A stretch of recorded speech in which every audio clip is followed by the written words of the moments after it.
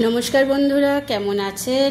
আশা করব সবাই খুব ভালো আছেন, ভালো থাকবেন, সুস্থ থাকবেন। আমিও খুব ভালো আছি। আজকের মেনুটা দেখুন। অনেক দিন ধরে একঘেয়ে মাছ মাংস চলছিল। আজকে না সত্যি কথা বলতে মনে হচ্ছে একটু নিরামিষ খাই।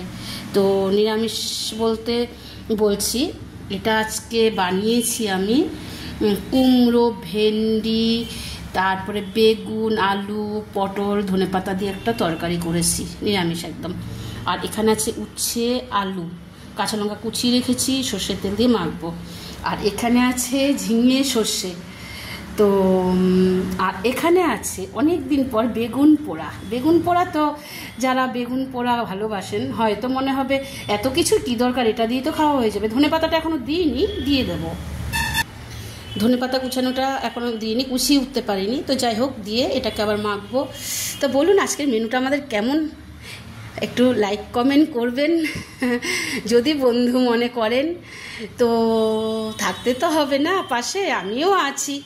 ছোটোখাটো বলে একদম পাশে থাকবেন না, না হলে কী করে হবে, সবাইকেই সবার পাশে থাকতে হবে।